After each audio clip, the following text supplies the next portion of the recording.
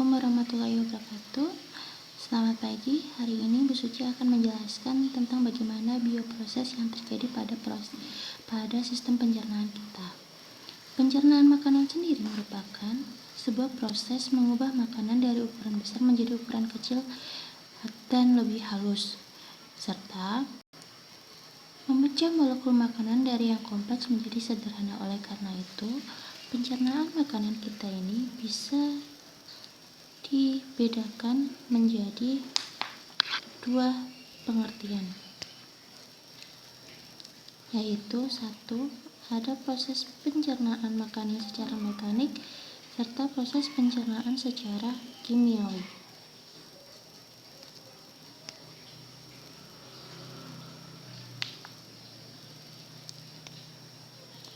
Nah, organ-organ pencernaan yang menyusun tubuh manusia secara mekanik dan secara kimiawi itu bisa dibedakan menjadi dua, yaitu bisa menjadi tiga ya, sesuai dengan fungsinya. Yaitu yang pertama, ada pencernaan secara mekanik, yaitu ada organ mulut serta lambung, ada mulut serta lambung kita, serta ada pencernaan secara kimiawi, yaitu ada mulut, lambung, usus halus dan usus besar, serta proses defekasi atau proses pengeluaran makanan. Nah, selanjutnya untuk organ pencernaan kita yang pertama yaitu mulut. Mulut itu dibagi menjadi beberapa bagian, ada gigi, lidah, dan kelenjar-kelenjar pencernaan yang ada pada mulut kita.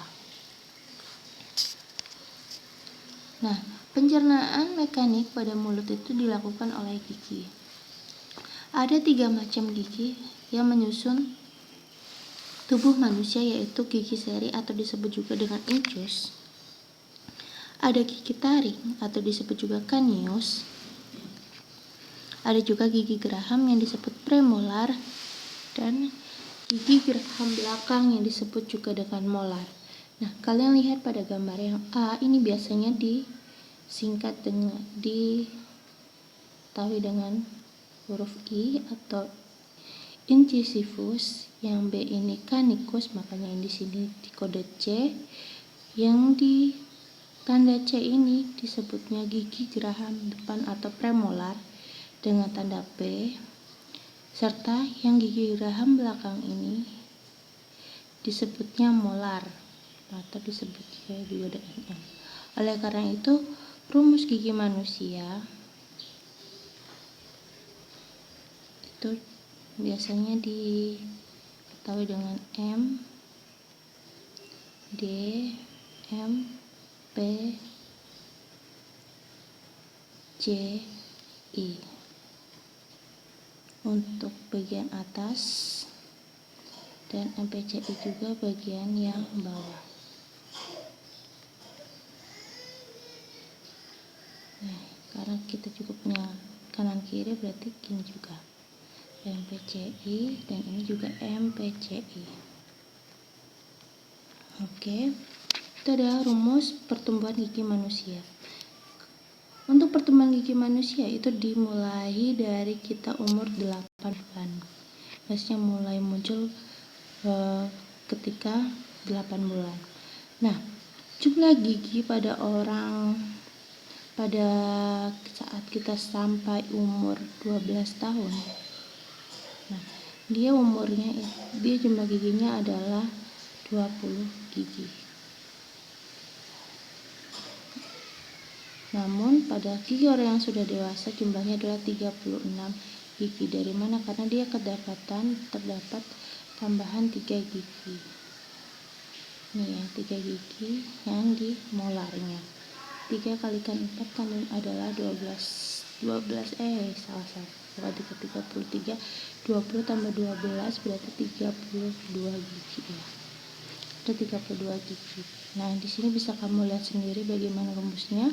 Untuk yang ini gigi serinya itu jumlahnya 2, canisius 1, gigi taringnya 1, gigi gerahamnya pada saat kita masih masih berumur sampai 12 tahun itu biasanya gigi geraham depannya baru 2 dan gigi geraham belakangnya semuanya tumbuh. Nah, setelah kita sudah dewasa, jumlah gigi kita adalah 36. Kenapa? Karena terdapat pertumbuhan 3 gigi pada geraham belakang, sehingga jumlahnya adalah 32 gigi. Dengan catatan 20 tadi pada saat muda ditambahkan 12 gigi geraham yang molar. Nah, selanjutnya sensasi rasa. Sensasi rasa ini dilakukan oleh lidah. Dilakukan oleh lidah kita ya. Nah, lidah kita ini terdiri dari kuncup-kuncup pengecap, ada filiformis, fungiformis, circumvallata, dan foliata. Nah, dari keempat ini dia membuat lidah ini mampu merasakan sensasi rasa pahit, asam, asin, dan manis. Kenapa kok bisa? Dan letaknya di mana nih? Papila filiformis, fungiformis, dan circumvallata, dan foliata. Mari kita pelajari ke slide berikutnya. Nah, sensasi rasa tadi ada empat ini ya, ada papila circumvallata, ada papila foliata, ada papila filiformis, dan fungiformis. Nah, dari keempat kuncup ini, nah tadi kita sudah ingat ya, kalau yang di sebelah sini itu memberikan sensasi rasa pahit. Kalau yang sebelah sini ini sensasi rasa asin, ya kan? Asam. Ini sensasi rasa asam. Sedangkan untuk yang sebelah sini, nah dia asin. Nah, yang sebelah sini ini fungiformis, dia ini manis.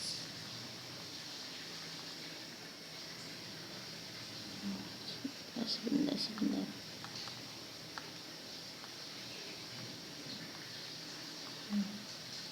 Oke, berarti bisa dihitungkan kalau bahwa circumvallata itu menghitung kuncup yang pahit. Kalau yang foliata ini asam, filiformis ini asin, kalau yang fungiformis ini yang manis. Oke, kita lanjut. Pencernaan kimiawi pada mulut ini dilakukan oleh beberapa kelenjar. Yang pertama ada kelenjar paritoid, ada kelenjar submandibular atau kelenjar atas, dan sublingual atau kelenjar bawah. Nah, 3 kelenjar ini menghasilkan saliva atau ludah, di mana ludah manusia ini mengandung petialin, amilase, lisozim, sodium mineral, dan musin. Di mana fungsi dari ludah sendiri adalah 1. Untuk membunuh kuman, melindungi mukosa mulut dari trauma fisik, dan memudahkan proses menelan atau membasahi makanan.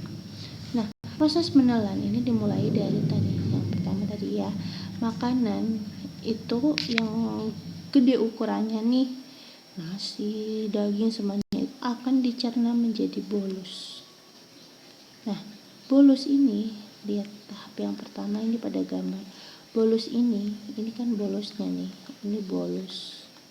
Bolus ini akan ditelan dan didorong oleh bantuan lidah menuju ke bagian mulut yang posterior. Ini bagian mulut yang posterior.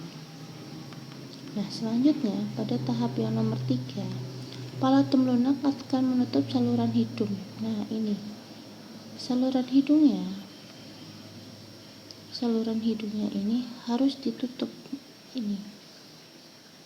Nah, ini adalah tenggorokan. Nah, tenggorokan itu kan harus ditutup. Kenapa? Karena tenggorokan itu adalah jalan nafas. Jadi palatum lunak itu akan menutup saluran hidung. Selanjutnya epiglottis akan menutup laring dan trakea. Laring sendiri ini adalah tenggorokan. Sehingga makanan itu akan masuknya ke esofagus. Lihat nomor 5. Ke esofagus atau yang kita kenal dengan kerongkongan. Nah, jadi kalau makanan itu masuknya yang bagian belakang nih, saluran yang bagian belakang. bukan yang bagian depan. Kenapa? Karena yang bagian depan itu adalah saluran nafas kita. Nah, selanjutnya proses menelan makanan. Proses menelan makanan ini dibantu oleh struktur kerongkongan kita atau yang kita sebut juga dengan esofagus. Kerongkongan atau esofagus ini ya. Ini kerongkongan sama saja. Nah, struktur esofagus itu terdiri dari jaringan ikat yang longgar, 2 lapisan otot, lapisan submukosa dan mukosa. Nah, di mana esofagus ini dilapisi oleh otot-otot. Nah, dengan adanya otot-otot sirkular dan longitudinal ini menyebabkan adanya gerakan peristaltik. Nah, selanjutnya bolus yang tadi sudah dicerna di dalam mulut, dia akan bergerak masuk ke lambung menggunakan gerak peristaltik. Lihat, kalau yang otot atas ini ya, sebelum ketika makanan sudah masuk, maka otot-otot yang longitudinal ini dia akan berkontraksi, makanan yang akan turun. Nah, kenapa kok bisa turun? Karena otot yang longitudinal bawah ini ya, yang bagian bawahnya ini relaksasi, begitu juga gini, kontraksi makanan, relaksasi, kontraksi makanan, relaksasi. Jadi ini adalah tahapan-tahapan dari proses menelan makanan pada esofagus atau kerongkongan kita. Selanjutnya adalah lambung. Lambung kita ini terdiri dari 4 lapisan, ada periotel, ada lapisan submukosa di mana nanti di sini terdapat banyak sekali pembuluh darah ini, dan lapisan mukosa di mana lapisan mukosa ini akan mengsekresikan mukus atau yang kita kenal dengan HCl lambung. Selanjutnya ada lapisan otot. Nah, lapisan otot ini yang membuat lambung ini mampu mencerna secara mekanik. Nah, secara mekanik sehingga bolus tadi itu bisa berubah menjadi kim. Bolus berubah menjadi kim. Oke, mari kita lanjutkan untuk yang lambung. Lambung terdiri dari 3 bagian. Ini ya, lambung terdiri dari 3 bagian. Ya. Yang pertama adalah bagian atas ini disebutnya bagian kardiak. Terus bagian fundus yang membulat ini namanya fundus. Dan yang bagian ketiga ini, nah ini terlihat sekali, ini namanya adalah pilorus. Nah,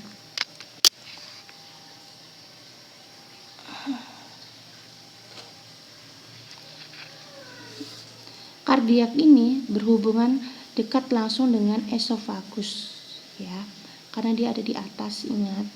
Nah, selanjutnya di bagian fundus inilah terdapat yang namanya pencernaan secara kimiawi oleh lambung, di mana di situ terdapat kelenjar-kelenjar lambung, yaitu ada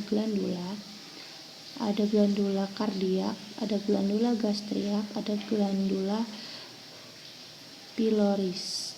Nah, di mana glandula kardiak dia akan menghasilkan mukus lambung. Nah, glandula yang ada di sini dia akan menghasilkan pepsin dan asam lambung serta piloris. Nah, kita lihat proses pencernaan kimia pada lambung. Enzim-enzim yang terdapat pada lambung itu ada HCl. Nah, tentunya kalau HCl kan karena dia asam, dia berfungsi sebagai desinfektan atau dia akan membunuh kuman-kuman yang ada dalam makanan kita. Selanjutnya dengan adanya HCl dia mengaktifkan pepsin yang belum aktif, namanya pepsinogen, menjadi pepsin yang sudah aktif, di mana dengan adanya ini dia mampu untuk mengubah protein-protein yang ada di dalam makanan menjadi pepton. Selanjutnya ada enzim lipase juga ya di dalam lambung, yaitu dia berfungsi untuk mengubah lemak menjadi asam lemak. Sedangkan untuk renin dia mengubah protein susu menjadi laktosa.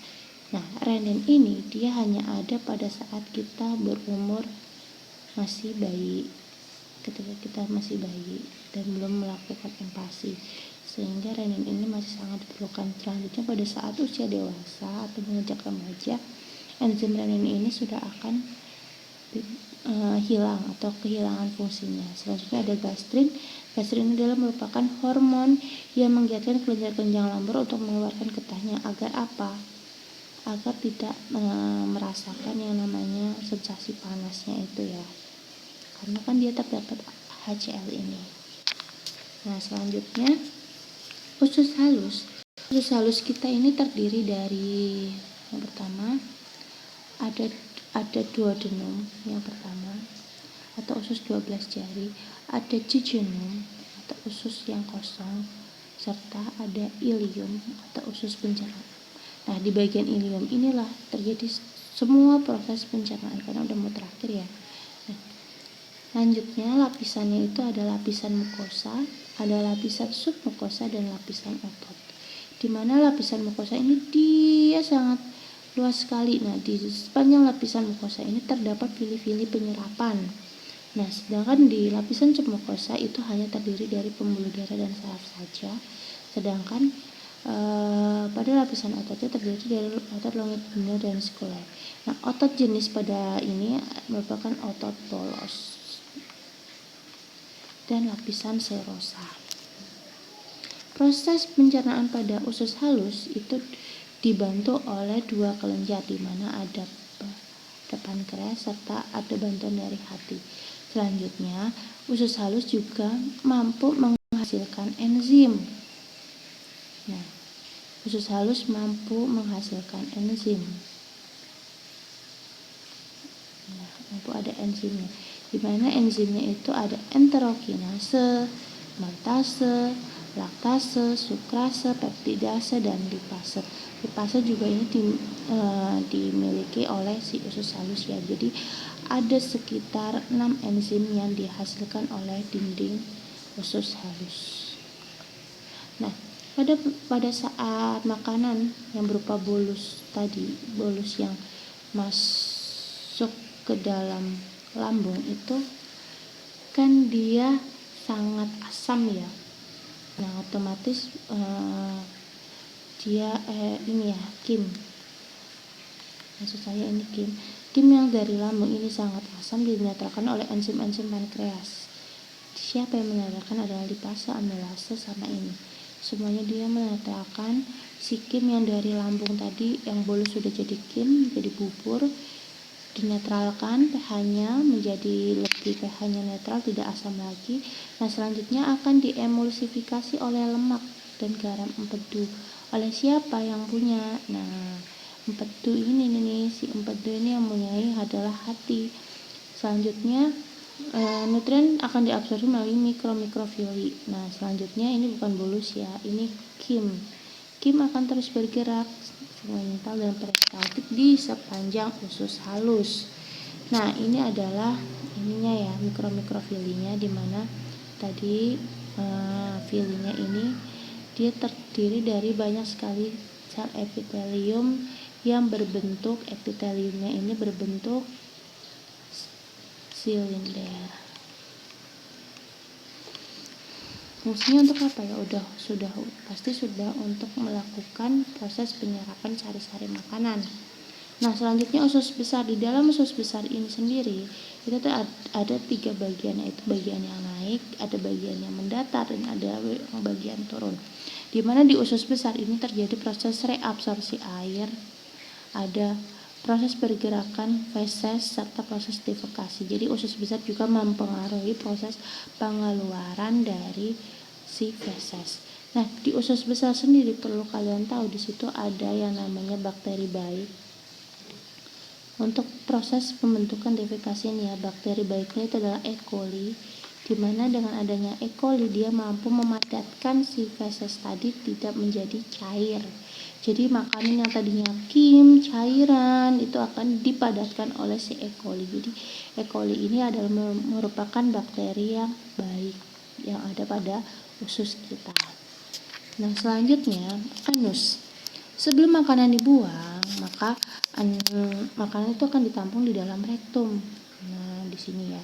Nah, di bawahnya rektum sendiri itu pasti sudah ada yang namanya otot sphincter anus, atau ada internal, ada eksternal ya. Nah, yang di dalam, si otot-otot otot sphincter ini dia berfungsi untuk mengatur buka tutupnya keluarnya feses. Nah, ketika terjadi defekasi ini ada sensasi yang namanya rasa mules, rasa ingin buang air besar. Itu apa sih yang bisa dirasakan pada saat itu? Pada saat itu kita sadar sekali bahwa adanya dorongan karena adanya kontraksi otot pada dinding perut kita. Di perut kita terjadi kontraksi. Nah, serta usus besar kita mengalami kontraksi serta rektum kita akan menjadi lebih tegang, ya kan? Nah, tetapi berbeda dengan yang ada pada si otot-otot sphincter ini. Si otot-otot sphincter ini ketika terjadi defekasi dia malah akan relaksasi. Ketika defekasi nih, ketika ada rasa ingin buang air besar, maka otot-otot sphincter ini dia akan rileks. Dengan adanya rileks berarti dia akan melebar. Nah, karena melebar otomatis makanan yang ada di rektum ini akan turun, gitu ya. Jadi begitu adalah bioproses yang terjadi pada proses pencernaan kita. Saya cukupkan. Wassalamualaikum warahmatullahi wabarakatuh.